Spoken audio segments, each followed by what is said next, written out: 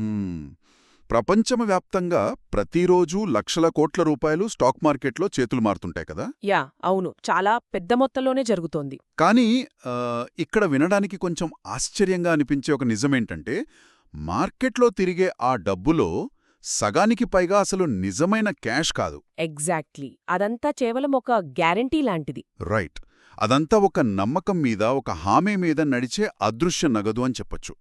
So ఈరోజు మన ఈ లోతైన విశ్లేషణలో చర్చించబోయే అంశం సరిగ్గా ఇదే.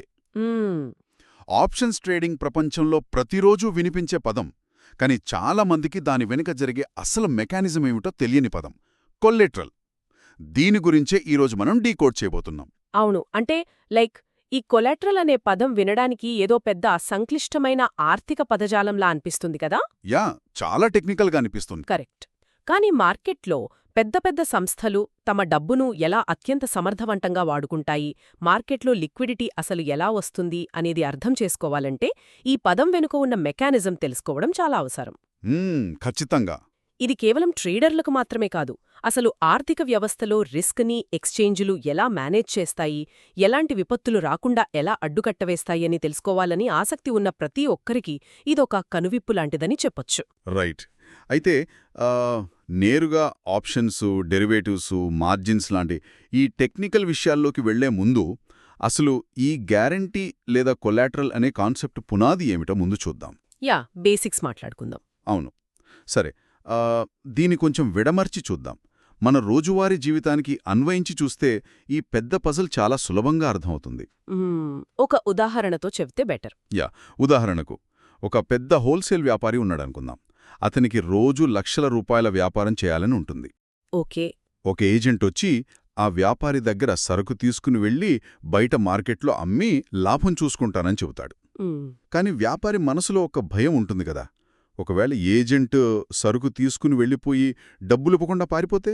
అవును, ఆ రిస్క్ ఎప్పుడూ ఉంటుంది. అలాగని భయపడి అప్పు ఇవ్వకపోతే అసలు వ్యాపారమే జరగదు.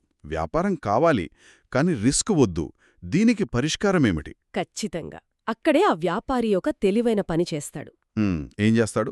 ఆ ఏజెంట్ని పిలిచి ఒక 10 లక్షల రూపాయలను ఏదైనా బ్యాంకులో ఫిక్స్డ్ డిపాజిట్ చేసి ఆ డిపాజిట్ పత్రాలను గ్యారంటీగా తన దగ్గర ఉంచమని అడుగుతాడు. ఓహో, అంటే ఎఫ్డి రిసీప్ట్స్ అనమాట. యా, ఒకవేళ ఏజెంట్ సరుకు అమ్మి డబ్బులు తెచ్చి ఇస్తే ఎలాంటి సమస్య లేదు, ఆ ఎఫ్డి పత్రాలు తిరిగిచ్చేస్తాడు. రైట్. కాని ఏజెంట్ ఎగ్గొడితే? అదే, ఏజెంట్ డబ్బులు ఎగ్గొడితే వ్యాపారి ఆ డిపాజిట్ పత్రాలని బ్యాంకులో ఇచ్చి తన డబ్బు తాను తీసుకుంటాడు. సో ఇక్కడ వ్యాపారం ఆగలేదు, అలాగే రిస్క్ కూడా లేదు. చాలా తెలివైన పద్ధతి. అవును. దీన్ని మనం ఒక పెద్ద కోణంలో చూస్తే ఈ పద్ధతినే మనం ఆర్థిక ప్రపంచంలో, ముఖ్యంగా ట్రేడింగ్లో కొలాట్రల్ అంటున్నాం. సరే, వ్యాపారి ఏజెంట్ కథ బాగానే ఉంది. ఇదొక చిన్న స్థాయి ఉదాహరణ అనుకుందాం. కానీ సెకండ్కు లక్షల లావాదేవీలు జరిగే డిజిటల్ స్టాక్ ఎక్స్చేంజ్లో ఇదెలా సాధ్యం? ముఖ్యంగా ఆప్షన్స్ ట్రేడింగ్లో దీని అవసరం ఎందుకు వస్తుంది? అంటే అక్కడ ఎవరికీ వస్తువులు భౌతికంగా అప్పుగా ఇవ్వడం లేదు కదా. వస్తువులు అప్పుగా ఇవ్వకపోవచ్చు, కాని అక్కడ కాంట్రాక్ట్స్ ట్రేడ్ అవుతాయి కదా. ఓకే. ఆప్షన్స్ మార్కెట్లో ప్రధానంగా ఆప్షన్స్ కొనేవాళ్లు అంటే బయర్స్, అలాగే అమ్మేవాళ్లు సెల్లర్స్ ఉంటారు. రైట్. ఆప్షన్ కొనేవాడికి ఉండే రిస్క్ చాలా పరిమితం. తను పెట్టిన ప్రీమియం మొత్తం మాత్రమే తను నష్టపోయే అవకాశముంటుంది. అంతేగదా. కాని ఆప్షన్ అమ్మేవాడికి అంటే ఆప్షన్ సెల్లర్కి పరిస్థితి వేరు. అతనికి అపరిమితమైన రిస్క్ ఉంటుంది. అన్లిమిటెడ్ రిస్క్ తెస్తే అప్పుడు ఆ డబ్బును కొనేవాడికి ఎక్స్చేంజ్ తన జేబులోంచి ఇవ్వాల్సొస్తుంది కదా. అవును, నష్టం ఎక్స్చేంజ్ మీద పడుతుంది. సో ఎక్స్చేంజ్ అలా జరగనివ్వదు, తనను తాను కాపాడుకోవడానికి గ్యారంటీ అడుగుతుంది. అంటే దీని అర్థమేమిటి అసలు? ఇక్కడే నాకు ప్రాథమికమైన సందేహం వస్తోంది. చెప్పండి. ఆప్షన్ సెల్లింగ్లో ఇంత అపరిమితమైన రిస్క్ ఉన్నప్పుడు ఎక్స్చేంజ్ వాళ్ళు ఆ సెల్లర్ని నేరుగా క్యాష్ అడగొచ్చు కదా. క్యాష్ అడగడం కరెక్టే, కానీ అంటే నీ ట్రేడ్ వల్ల మార్కెట్కి 10 లక్షల రిస్క్ ఉంది. ఆ 10 లక్షలు క్యాష్గా తెచ్చి ముందు నా అకౌంట్లో వెయ్యి, అప్పుడే ట్రేడింగ్ చేసుకో అని ఎక్స్చేంజ్ నేరుగా ఆర్డర్ వెయ్యొచ్చు కదా. యా, చాలా మందికి ఇదే డౌట్ వస్తుంది.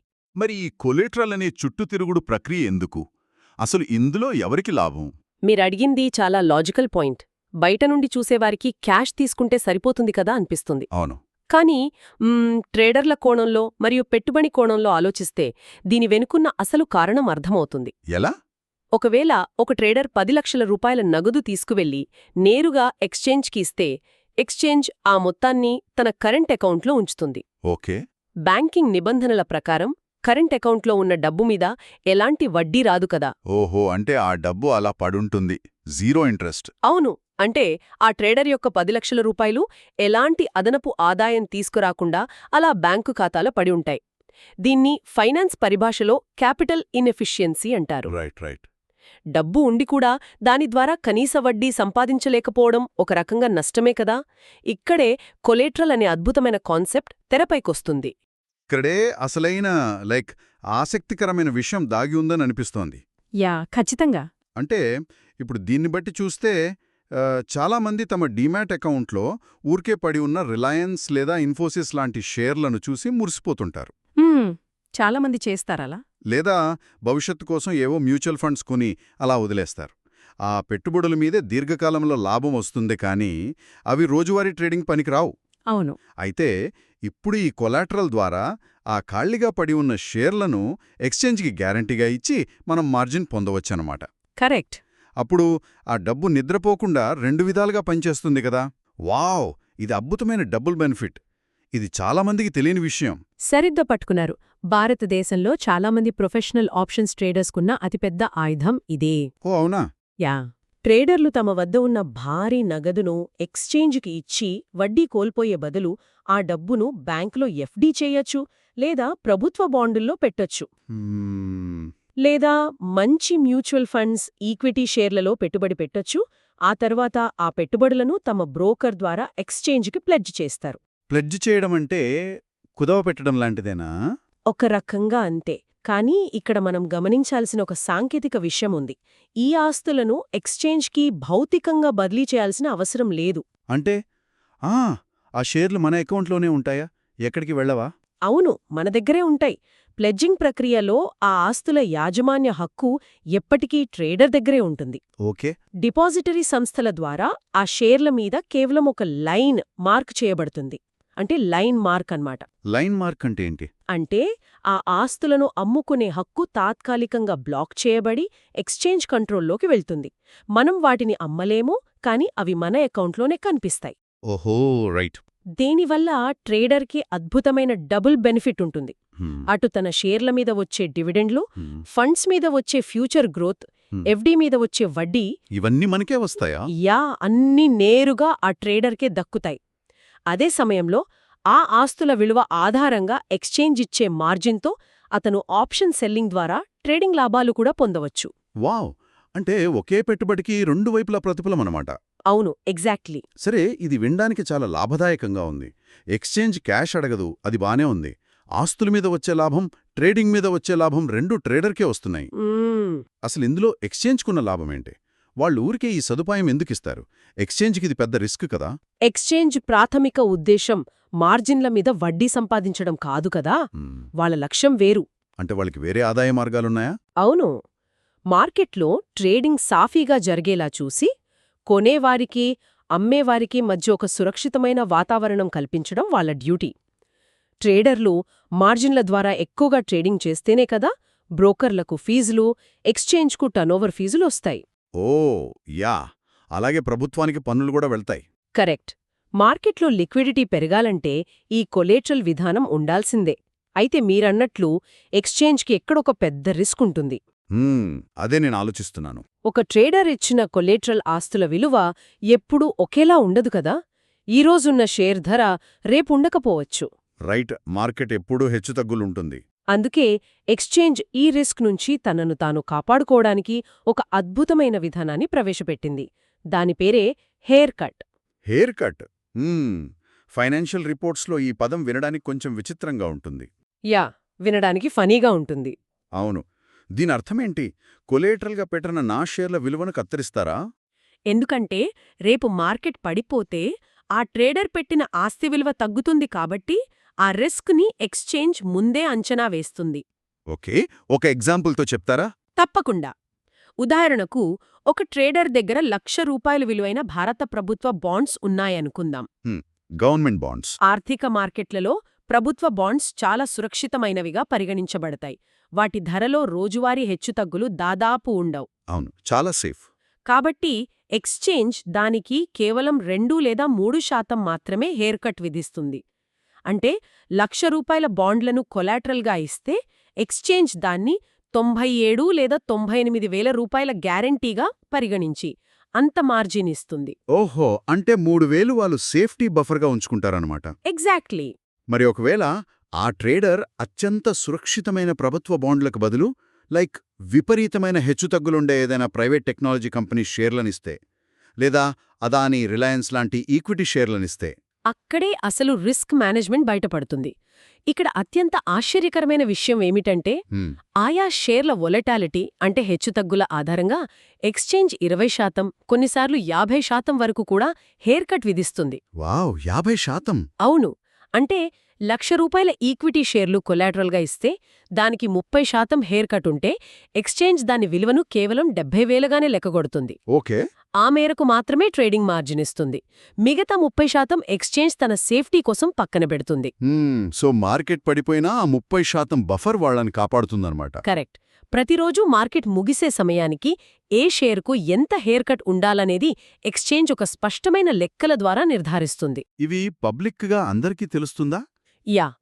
ఏ ఆస్తులను కొలాటరల్గా ఆమోదిస్తారు, వాటికి ఎంత హెయిర్ కట్ ఉంటుంది అనే జాబితా అంతా ఎక్స్చేంజ్ వెబ్సైట్లలో కరెంట్ మార్కెట్ రిపోర్ట్స్ ద్వారా పారదర్శకంగా అందుబాటులో ఉంటుంది. ఒక్క నిమిషం, ఇక్కడ నాకు ఒక ప్రమాదకరమైన పరిస్థితి తలెత్తే అవకాశం కనిపిస్తోంది. ఏమిటది? ఇది ఆలోచించాల్సిన విషయమే. దీన్ని బట్టి చూస్తే ఒక ట్రేడర్ తన దగ్గరున్న మ్యూచువల్ ఫండ్స్ని కొలాటరల్గా ఇచ్చాడనుకుందాం. ఓకే. ఆ ఎక్స్చేంజ్ ఇచ్చిన మార్జిన్తో ఆప్షన్స్ ట్రేడింగ్లో ఒక రిస్కీ పొజిషన్ తీసుకున్నాడు. ఉన్నట్టుండే ఏదో గ్లోబల్ క్రైసిస్ వచ్చి మార్కెట్ ఒకే రోజు భారీగా క్రాష్ అయింది. అవును. ఒకవైపు అతను తీసుకున్న ఆప్షన్స్ ట్రేడ్ అతనికి వ్యతిరేకంగా వెళ్లిపోయి భారీగా నష్టమొస్తుంది. దానికతను అదనంగా డబ్బులు కట్టాలి కదా. కట్టాలి. కాని అదే సమయంలో మార్కెట్ పడిపోయింది కాబట్టి అతను గ్యారంటీగా పెట్టిన ఆ మ్యూచువల్ ఫండ్స్ లేదా ఈక్విటీ షేర్ల విలువ కూడా దారుణంగా పడిపోతుంది కదా. అప్పుడతని పరిస్థితేంటి? సరిగ్గా ఆలోచించారు. ఇది అత్యంత కీలకమైన పాయింట్. మార్కెట్ వర్గాల్లో దీన్నే డబుల్ ఎడ్జ్డ్ స్వార్డ్ అంటారు. అంటే రెండు వైపులా పదునున్న కత్తి. అవును. మార్కెట్ క్రాష్ అయినప్పుడు ఆ ట్రేడర్ తీసుకున్న పొజిషన్లో నష్టం పెరిగి అతనికి ఎక్స్చేంజ్ దగ్గర ఇంకా ఎక్కువ మార్జిన్ అవసరమవుతుంది. కాని అదే సమయంలో అతను కొలాటరల్గా పెట్టిన ఆస్తుల విలువ పడిపోవడం వల్ల అప్పటికే ఉన్న మార్జిన్ కూడా తగ్గిపోతుంది. దీనిని మార్జిన్ షార్ట్ ఫాల్ అంటారు. ఓహో. ఈ పరిస్థితి వచ్చినప్పుడు బ్రోకర్ వెంటనే ఆ ట్రేడర్కి ఒక అర్జెంట్ వార్నింగ్ ఇస్తాడు. దాన్నే మనం తరచుగా వినే పదం మార్జిన్ కాల్ అంటారు. మార్జిన్ కాల్ వినడానికి కొంచెం భయంగా ఉంది. అంటే ఆ మార్జిన్ కాల్ వచ్చినప్పుడు ఏమవుతుంది?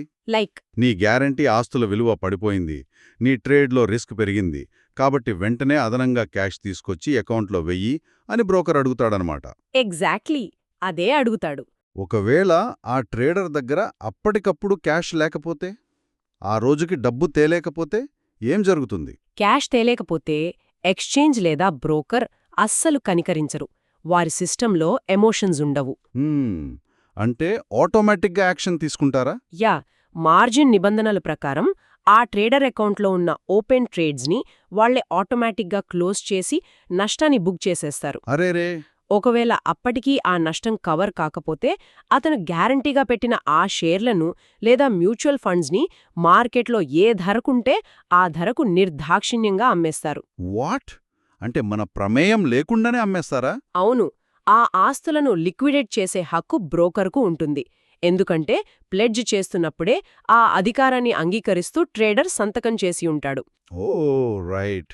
అందుకే కొలాటరల్ వాడుకోవడం ఎంత అద్భుతమైన సదుపాయమో, సరైన రిస్క్ మేనేజ్మెంట్ లేకుండా పరిమితికి మించి ట్రేడింగ్ చేస్తే అది అంత ప్రమాదకరం. అదే కదా అసలైన బ్యాలెన్సింగ్ యాక్ట్. అవును. ఈ బ్యాలెన్స్ని ఎక్స్చేంజ్ చాలా తెలివిగా నిర్వహిస్తోంది. కేవలం ఒక నమ్మకం మరియు హెయిర్ కట్ లాంటి సంక్లిష్టమైన లెక్కల ఆధారంగా లక్షల కోట్ల వ్యాపారం రోజువారీగా ఇలా గాల్లో తేల్తూ ఎలా నడుస్తోందో అర్థం చేసుకోవడం నిజంగా ఒక అద్భుతమైన అనుభవం. కరెక్ట్. డబ్బు ఎప్పుడూ నిద్రపోకూడదు, అది సమర్థవంతంగా పనిచేస్తూనే ఉండాలి అన్న ఫైనాన్షియల్ సూత్రానికి ఈ కొలాటరల్ యంత్రాంగం ఒక గొప్ప నిదర్శనం. 100% నిజం. ఎఫిషియన్సీ ఆఫ్ క్యాపిటల్ అనేది ఫైనాన్స్లో చాలా ముఖ్యం. అయితే చివరగా ఇదంతా మాట్లాడుకున్న తర్వాత నాకొక లోతైన కొంచెం భయపట్టే ప్రశ్న తడుతోంది. చెప్పండి. ఒకవేళ ఊహించని విధంగా ఏదైనా బ్లాక్ స్వాన్ ఈవెంట్ జరిగి అంటే ప్రపంచ మార్కెట్లు మొత్తం ఒకేసారి కుప్పకూలిపోతే ఏమవుతుంది? మ్మ్. ఒకవైపు అందరి ట్రేడ్స్ నష్టపోతాయి, మరోవైపు గ్యారంటీగా పెట్టిన ఆస్తుల విలువ పాతాళానికి పడిపోతుంది. యా, అదే డబుల్ డ్యామేజ్. అవును, ఈ డబుల్ డ్యామేజ్ని తట్టుకుని బ్రోకర్లు ఆస్తులను అమ్మి నగదుగా మార్చుకునే లోపే మార్కెట్ సర్క్యూట్ బ్రేకర్స్ హిట్ అయితే అసలు నమ్మకం మీద నడిచే ఈ ఫైనాన్షియల్ వ్యవస్థ, ఆ నమ్మకమే పూర్తిగా ఆవిరైపోయే ఒక విపత్తు వస్తే నిలబడుతుందా? ఇది నిజంగా ఆలోచించాల్సిన విషయమే. బహుశా తరువాతిసారి ఎవరైనా ట్రేడ్ చేసేటప్పుడు తమ పోర్ట్ఫోలియోని కొలేటరల్గా ఇస్తున్నప్పుడు ప్రతి ఒక్కరూ ఈ రిస్క్ని గుర్తుపెట్టుకుని ఈ ప్రశ్న వేసుకోవాలి. ఈ ఆలోచనను మీకే వదిలేస్తూ ఈ లోతైన విశ్లేషణను ముగిస్తున్నాం.